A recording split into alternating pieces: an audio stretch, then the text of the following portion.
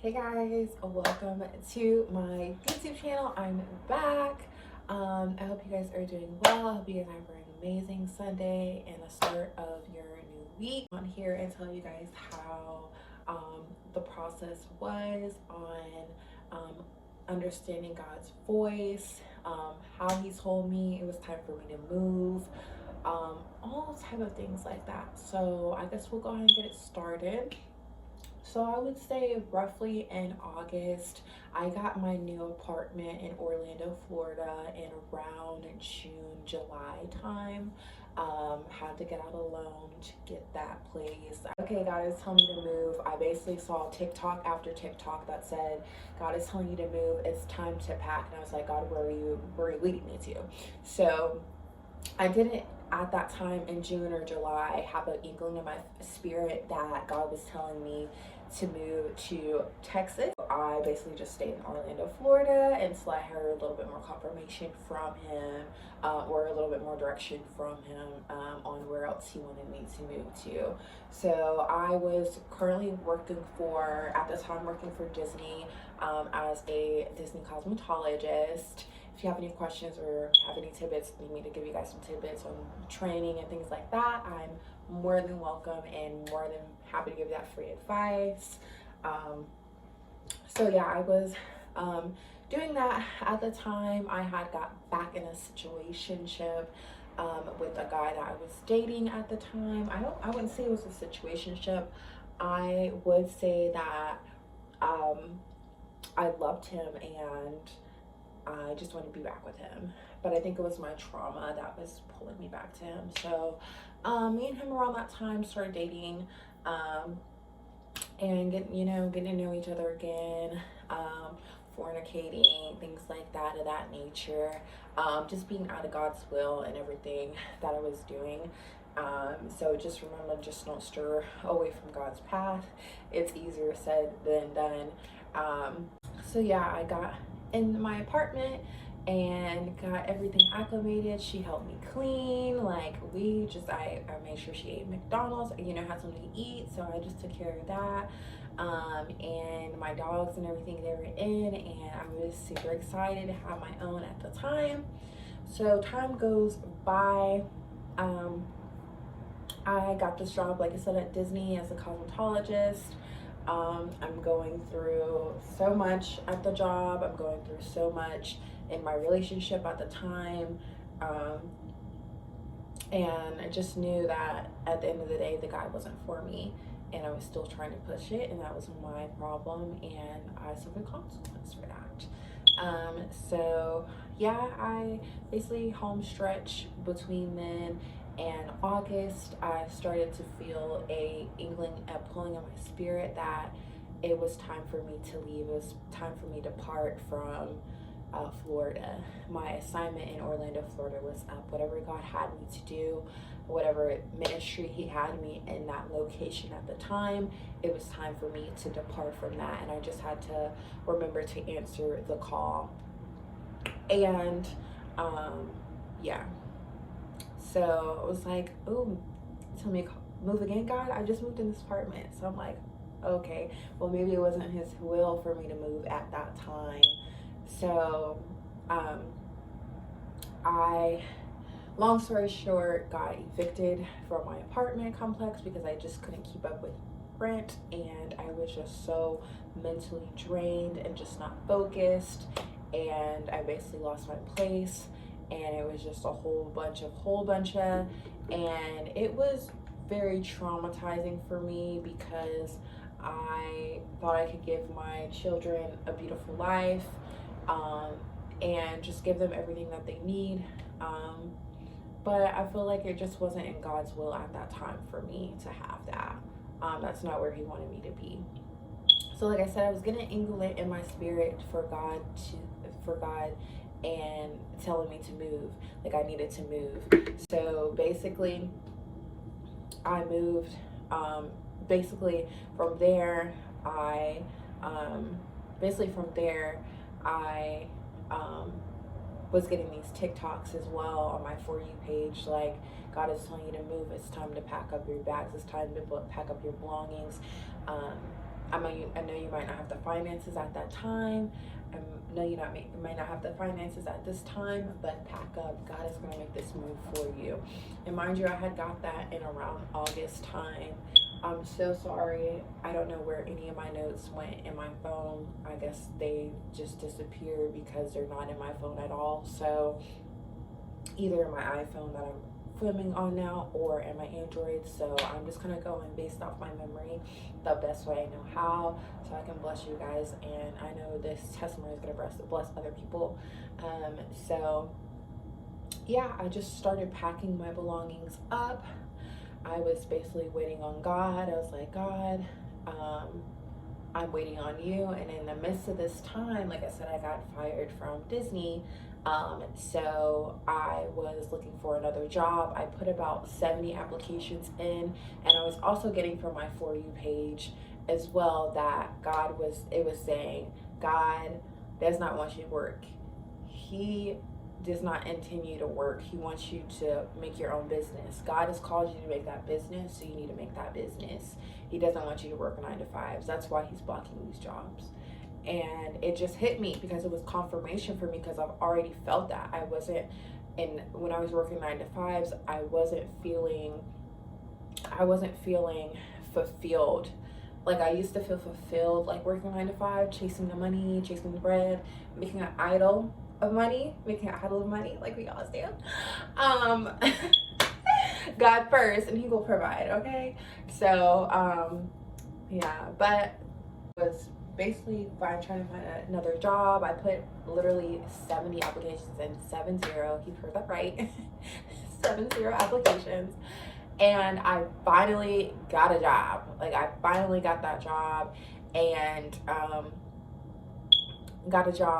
and I was able to able to work. I actually did an interview. It was a supervisor position in Kissimmee, near Celebration, Southwest Celebration, near Disney World. I worked as a supervisor part-time, and then a front desk agent part-time near at that hotel. It was really nice. I enjoyed the experience. It was just a lot of stress. And I just kept getting on For You pages like, God doesn't want you working 9 to 5. And I would bring this to people when I said God didn't want me to work a 9 to 5, and people would say, oh, you're lazy. Oh, that sounds crazy, because we're living in a day and time and age where people, they don't trust in God. They don't trust in, and you tell people that God has told you to do something, far as just anything.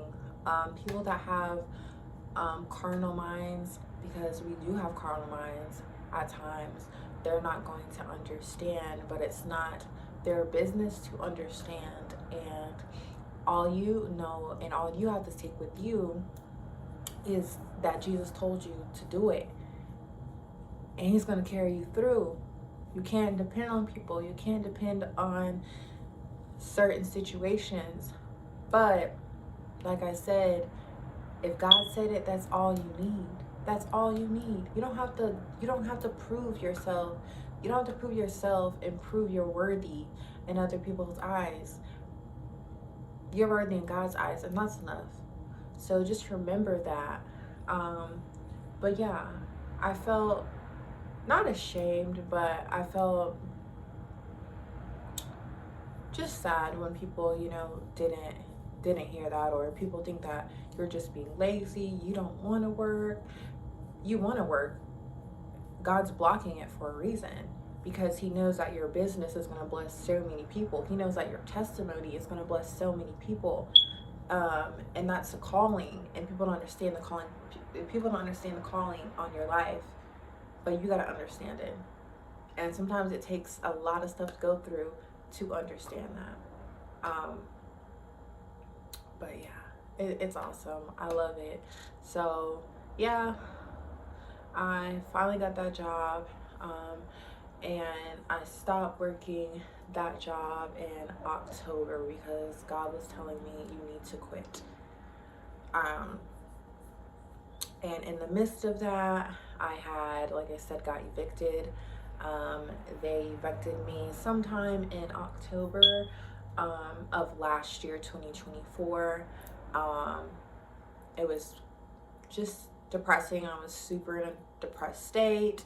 I was also battling my chronic illness that I have. I have a condition called endometriosis, where my uterine lining doesn't grow inside my uterus, it grows outside. It does cause endometrium scarring tissues. It could be in my stomach, in my bowel, on my kidneys, on my liver, just the whole body. So it does definitely take a toll on me. So I was definitely dealing with that, and having to go to appointments alone, and just, I called my parents after a while, and I was telling them that, like, we didn't know you were going through this, but also I feel sometimes like it's just better for me to be quiet and deal with it alone than just tell everybody my business. But then I have to understand people do care about me, and the people that do care about me do deserve to know. But yeah, so October, God told me to quit that job, so I quit that job. I had to find a place to live, because my dogs and my cat were about to be on the street, because I didn't have a car. I didn't have anything. I did have a car that I still have my name on, but it was with my ex at the time. My previous ex still is my ex at this time. I used my income tax, and I wasn't working at the time, because I was trying to leave that relationship. It was no longer healthy for either both of us. So I put money down to get out. And it was a lot in my mind. I was fighting. When you go through things like that, you just feel a deep depression over you. You feel very lonely. And if you are watching this and you're in a narcissistic relationship, or you are being manipulated, it's not your fault. You can't fix them. You can't harm yourself and put yourself on the front line trying to repair something that they have to work on for repairing. So just remember that as you grow and as you evolve, and you'll feel so much better when you let that go, and you'll be closer to the one that God has for you. And it's going to be hard because it is a healthy relationship, but it's definitely going to be worth it. So just remember that, keep that in mind. So back to the story. It's in October, just got evicted. We got a 2-day notice on the door, and it's time to go. So I call my ex, the one that still has the vehicle that we have today, and I still have my name on. And I'm like, I need some help. And I didn't even remember that I met one of my aunts that I haven't seen since I was a baby, a couple months prior, and she lives in Orlando, and I just didn't think of it. It's a lot of emotions raising my head. I'm going through a lot, very emotional. I also have border personality disorder as well, so all my emotions, I feel very, very, very, very, very heavily, very intensely. So yeah, there's that too. So I didn't even think to even call her. But he came, he was taking pictures of my eviction notice and taking pictures of my house and everything. I was like, you're gonna help me, get this stuff. I don't like to talk about it, but I know that this testimony, like I said, is gonna bless so many people. But at that time, I was just looking for help. I was looking for help. Like, I need help. I never felt safe as a kid. I never felt safe as an adult either. Very rarely, like maybe 1 or 2, 3 times, 4 times, on the count of my finger, have I felt safe, and I felt like people are not helping me, are helping me without a motive, because a lot of people have had motives with me growing up, suffering with child abuse, neglect, abandonment, just crying out for help.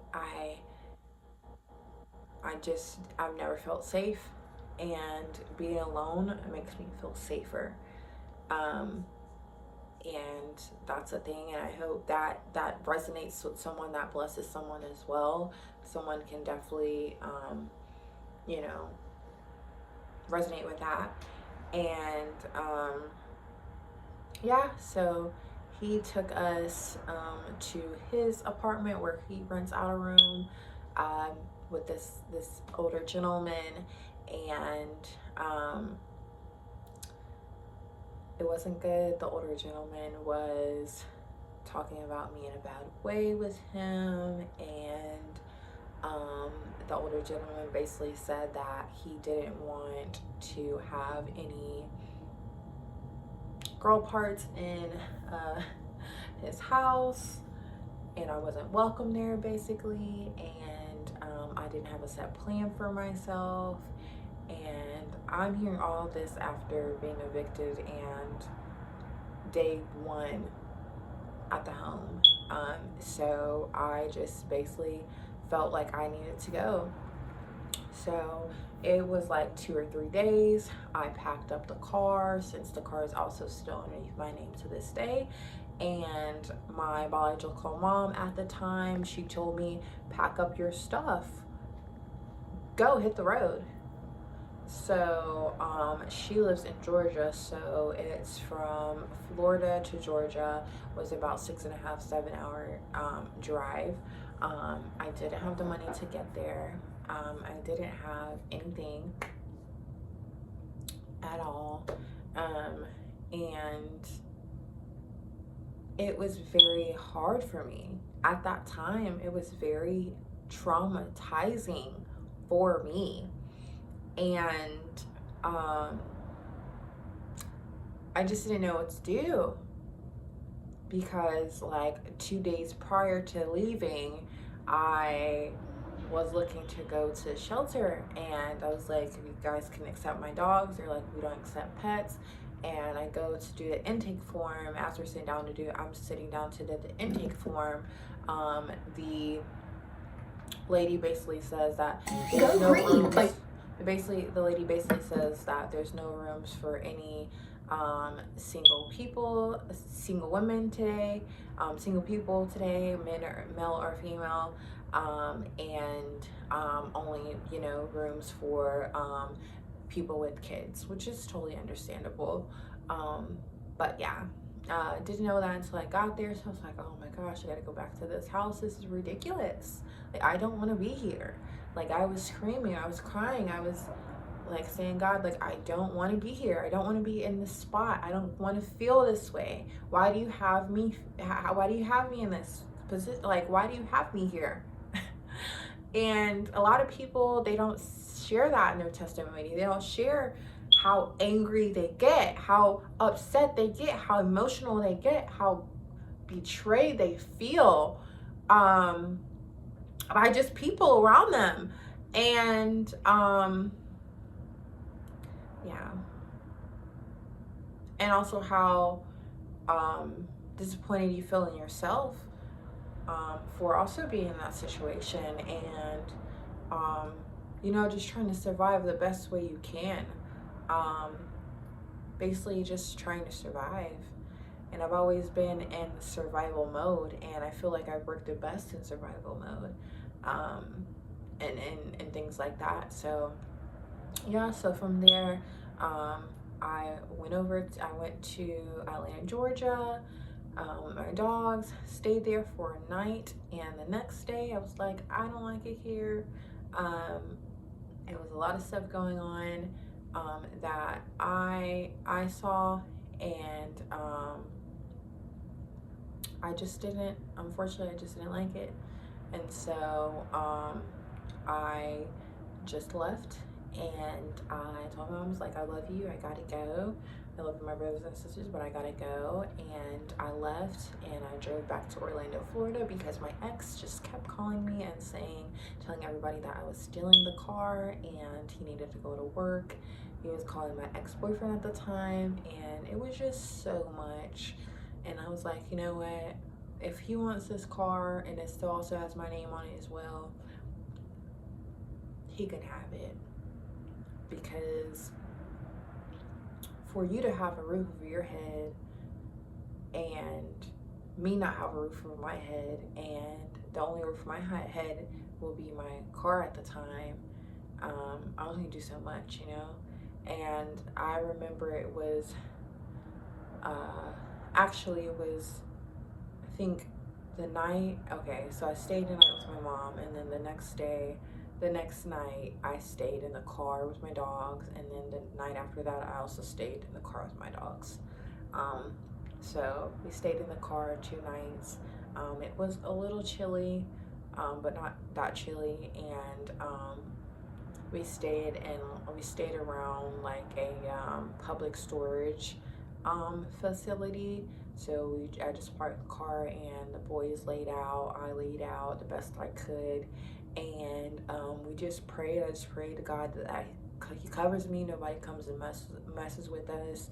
And it was very hard. It was very hard. So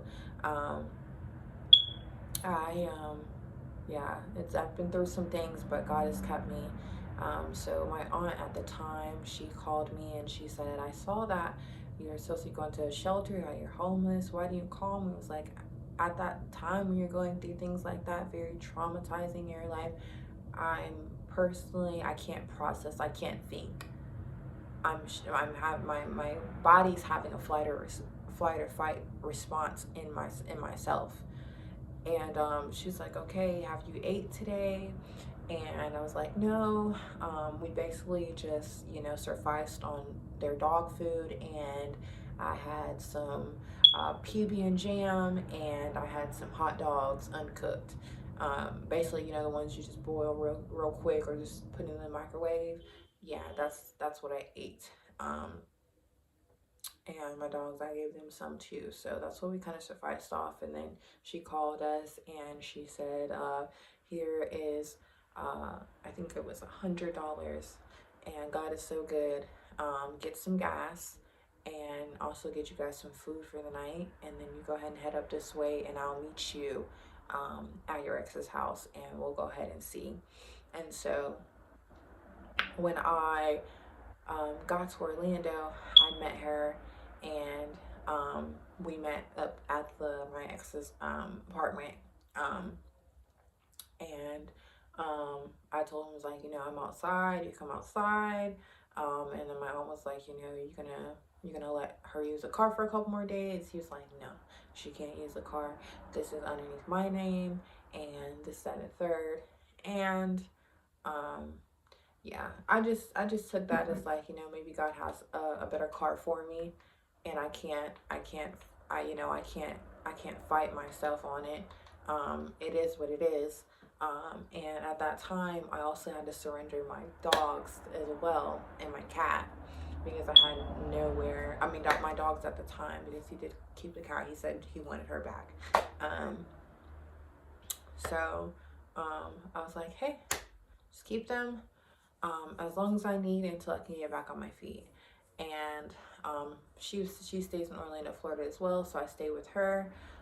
So like I said, that was October until November, so not too far. I would say about three weeks is when I stayed with her. I kept on getting confirmation from God. The Holy Spirit kept on waking me up at night, like, it's time, your time to go, you need to move.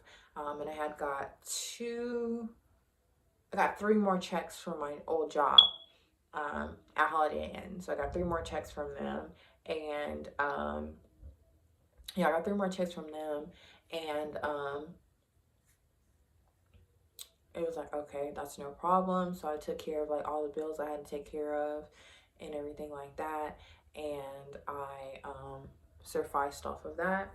And then the last check I had literally $100 and something on that check left after I paid my phone bill. And so I paid my phone bill, and I had like $100 and something left. And I saw that there was a ticket, an airplane ticket, one way to Houston, Texas. Um, so let me actually go back, because I totally jumped and didn't tell you guys how God told me it was Texas. So in the midst of October and August and November, I was asking God where He wanted me to move to, and kid you not, I was checking on TikTok, and on my For You page, it was a lady. I don't know her name. I can't remember her name. I think I screenshotted it. If I see it, then I'll go and post it at the bottom of at the back of the video. But she basically had a hashtag on her video that says hashtag moving to Houston, Texas. And I was just debating either Houston or Dallas. Excuse me. I was like, wow, okay, God, you basically gave me like the confirmation. This is it. Like, this is everything you need. This is everything I need right here. Like, you told me. It's all in the can, you know? So, basically, Houston, Texas was like, Houston, Texas. And I was like, okay, if this is for real, Houston, Texas, which I believe you're calling me to go there, I need you to show me a Houston, Texas shirt or hat, something like that. And basically, like, the next day, he showed me that on TikTok. So it's like, okay, gotta go to Houston. So I'm gonna jump back to November. Sorry, guys. It was a night I had booked my ticket. My ticket was one way. It was $50 something. I think it was $56 with my seat, which was super cheap, you know, to go to Texas from Florida, like unheard of, right? So I was like, okay, I'll book this. But God was telling me, like, do not speak, don't say anything. Like, you need to go down there and keep your mouth shut. So I took that to heed. Like, I was like, I'm not going to say nothing. Like, God has told me to be quiet about this move. So, so I paid for that. And that was the night before I left. And the night before I left, I also went on Facebook. There was a group. It was like Houston, Texas, roommates, apartment finder, and things like that. So I made a post and I said, I'm going to be moving to Houston, Texas tomorrow, and I do need a place to stay. Please message me if you have a room to rent. Unfortunately, I don't work right now, but it'll be a place for me to stay until I can get on my feet. So I basically went to sleep that night. I was like, it's in your hands, God. Like, I know you're not forsake me and never leave me. It's in your hands. So basically, I went to sleep, and I wasn't really sleeping well, kind of tossing and turning, not sleeping well at all. And I know how to be up around 4 a.m. because I had to catch the city bus around 5, because my flight was around 7 o'clock. I think we left at 7:30, if I'm not too mistaken, over to IAH airport in Houston, Texas. So had everything packed up. Basically, all I had was my purse. All I could do was figure out what I was going to stuff in my purse. I left all my clothes and everything back in Texas, because that's all I had. That's all I had, you know. And so from there, got up, like I said, the next morning, and I very quietly got all my stuff together, made sure my clothes was on, my hair was done, and I headed over to Houston, Texas. And this is a little snippet of me on the airplane. So I'm on the airplane. Haven't heard anything back from anybody on the Facebook Marketplace. Just heard a lot of critics, like, oh, Houston, Texas is horrible. You don't want to move out here. It's crazy. The crime is bad. And it's like, I'm not even listening to that, because I'm on assignment. But also I'm scared, because I'm like, I've never been to this place ever in my life. I've never been to Texas ever in my life. I've never been out of the state except for South Carolina, North Carolina, and Georgia. And I'm on the airplane. I kid you not, like the whole row is empty. Like, you know, where you're sitting and then you have a seat right here, seat right here, and seat right here. The whole row is empty. It's just myself at the window unit, you know. And I fall asleep. Like, I finally fall asleep, and I wake up, and I'm gonna show you guys as well. There's a rainbow. There's a rainbow outside of the window. A rainbow. Kid you not, in the sky, people. In the sky. Okay. Okay, confirmation. So I was like, okay, God, this is what you wanted me to do. It's not gonna be easy. It's not gonna be easy at all. So, so basically, yeah, so I got off the airplane, still didn't really hear anything back, just a lot of critics. The one lady was like, yeah, I'm a property manager, I can get you an apartment. All you need to do is pay me $5 something. You know, $5 something. Application fee is $100 something. It's like, I don't have it. I literally had $80 to my name. I had like $50 something on my debit card and like $30 something on a Walmart card, prepaid card. $80, guys. 80. Because I was like, I have this much faith in God. God's gonna before. He's gonna do it again. He's gonna do it again for me. And kid you not, I was so scared. I was crying in the airport. Like, I was just so emotional. And I was sitting down, and I found me a seat. I had my laptop open, and I was just crying and trying to hold back the tears. Like, God, you will not forsake me here. Like, I don't have any money to do any of, like, get an apartment, none of that. Like, I don't have any money for any of that. And like, you're not even allowing me to work at this moment. Like, I don't have a dime. And God just wants us to trust him in those seasons, like, where we lack financial resources of the earth, you know, because his currency is up there and it's greater than the dollar, you know. So yeah, so basically I was sitting down, and I had got up, and I went to find the city bus, because I had ordered myself some city passes to get on the transportation. And as you guys know, it's the Harris County Transportation. So I got on there. Well, I got the app, and, you know, got my funds already uploaded before I came to Texas. So I was good. I was asking everybody, like, where is the transportation to get to the bus? And I've never seen anything like it, but people were telling me, like, you gotta go in the elevator, you gotta go downstairs to level L, and you gotta walk through the tunnel. I was like, what? And so I'm walking, I was like, I never seen anything like this before. Like, it was a tunnel down ground, and I also had a shuttle as well. And so I guess I got on the shuttle. I asked these 2 police officers. They were really kind, and I was like, I don't really know where I'm going. I know someone told me to go, like, all the way down and catch the city bus. Am I able to take the shuttle? He's like, yeah, you can take the shuttle. So I took the shuttle, and he told me where to get off at.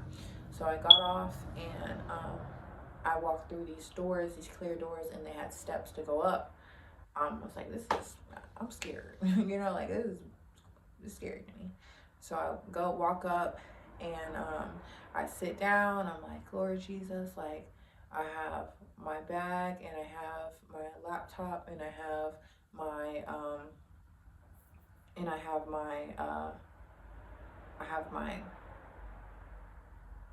my blanket. And I'm like, God, I know you would not leave me here to forsake me. And I was just crying at the bus stop, waiting for the bus. And a lady messaged me on Messenger, and I got her message request, and she was like, hey, I have a room that you can stay in. No, you know, like, you know, you can stay in with me, and you can stay in, and I can give you the address, and you let me know, you know, what works for you. And I was like, okay, no problem. So I basically I I called her because she gave me her number, and I called her, and she basically said, yeah, you can come on down. Let me know how it looks, and if you don't want to stay there, just let me know. But I can definitely meet you there. I was like, okay, I have an interview. She's like, okay, drop your bags off there, go to your interview, and then I'll see you when you get back. I was like, okay, no problem.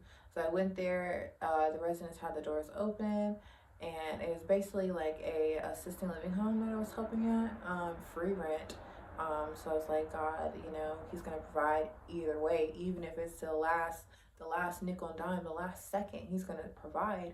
And I just want you guys to know that God is the right way. He's the true and the light. And so yeah, I was um, there to care for them in that moment, and I was applying for jobs. Still the same thing, not getting jobs at all.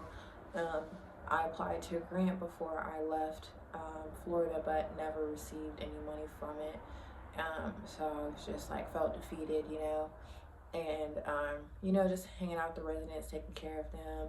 I wasn't getting paid any money or anything like that. So basically, like, just basically after this, like, I'm gonna probably be homeless. And so yeah, I was helping out the residents and everything like that, making sure that they eat. Once I got there, it was like, so much stuff going on. And turns out at the end of everything, because lady, she was supposed to be moving back in January, but she didn't end up coming back in January. She actually ended up coming back in December, earlier. And the residents told me, showed me that she ignores them. And when I got there, they barely had any food. I had the $80, and I used my last couple dollars to make sure that they ate. I walked to Walmart um, the same day I got there and got them some groceries and came back and cooked them food and took care of them. And I took care of them the best way I could every day. And they appreciated that. They told me, thank you for all you do for me. I really appreciate that. And turns out the lady was taking money from the residents, one of the residents. She was taking his money. I was also seeing things little red flags that I was seeing as well, that was happening in the home as well.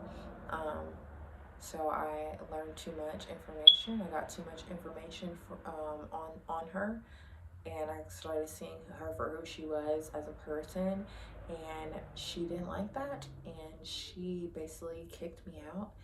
She brought a lady over that used to work there, and basically was like, oh, she wants you out. She doesn't want to have to call the police. And I'm like, call the police on me? In my mind, I'm like, how could someone do me wrong like that, And you haven't paid me a dime since I've been here. I've been working, like, I cleaned out 3 rooms to make sure that, she could get her beds and everything in there. Kids were put in the rooms because she was transitioning from her apartment over to back to the group home. Um, and it was just a lot. And so that made me fall homeless in December. And I also met my boyfriend at the time, and he actually stayed in another state. So he was like, you can come on down here. I was like, I don't know. God is telling me to stay in Texas. Like, I don't need to be going up here and being deterred off my path, and blase blase.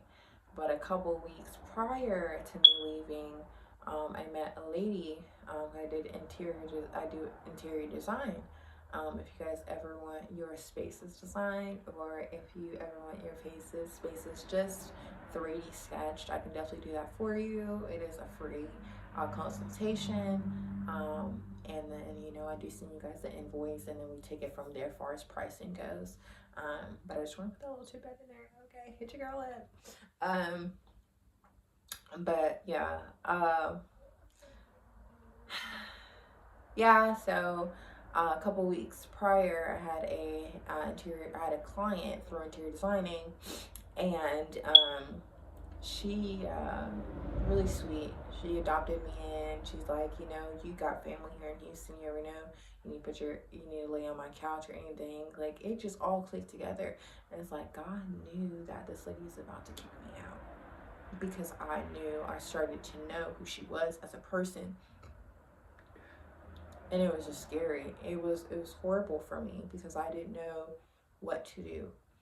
Um, and the resident, he's crying and telling me he doesn't want me to leave and he's gonna miss me, and he calls me to this day and checks on me and stuff. I check on him, and it's got to the point now that I called him the other day and his phone went straight to voicemail. So I had an assignment at that place at that time. And another thing as well is like your assignment sometimes not going to look like the way that you want it to look like. It's definitely there to teach you. It's there to teach you a certain thing, a certain lesson. And it's also, God has also put you in position to teach those people something. And also have his greater will in that situation. And that hurt me so bad because the way it was being treated, because I know I'm a good person and I know that my goodness is always taken for granted from people, but I know that God has the upper hand. And yeah, it was unfortunate. So like I said, I met that client, and just funny thing, we were just talking and she's like, you're finally adopted with us here in Houston. If you ever need a place to stay or a shoulder lean on, anything like that, you just let me know, and everything like that. And so I was like, yeah, of course. And she's like, keep in touch, things like that. She basically glanced over the invoice and stuff like that, and she basically didn't, because she had so much stuff going on, at the time. So but kid you not, I needed her in that time, and I called her. I was like, I need you. I need to stay for a couple days before I go to Iowa. And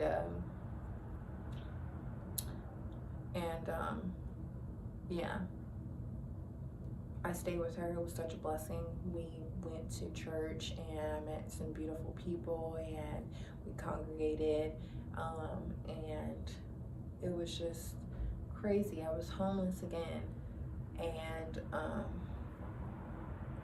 when God puts you on assignment, it's not gonna be easy.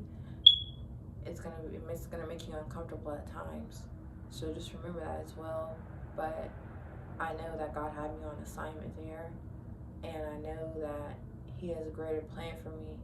And I just moved to Iowa like 3 weeks ago. I say about 2 weeks ago. I moved to Iowa, and I'm living with my boyfriend right now. I know that's not God's will for me to be shacked up. So I told him, God, I need a job so I can get on my feet, and we can live separately and we can do this the God's way, your way.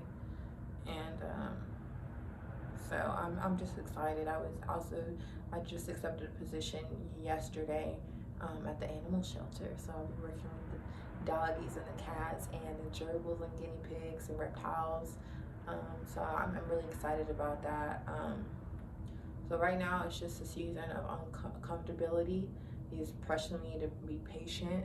I pray that I can get everything that I'm desiring, and that I just continue to focus on His will. But another thing as well is like what God was showing me as well when I was still in Florida. He was showing me license plates, Texas license plates, everywhere I turned. I went to church the Sunday before leaving. I think it was a Monday or Wednesday I left. And the pastor was saying that, God has called you to do ministry. And some people, He's called you to do a ministry in your own town. But some people, He's told you to do ministry out of the state. I said, good God. he gonna come on time. He might not come when you want him, but he gonna come on time. Okay, so it was just, you know, it was crazy, but God is good. He's always been good, and he's always gonna be good. So I just hope you guys are doing well, and I'll talk to you guys soon. And thank you for watching. Bye, guys.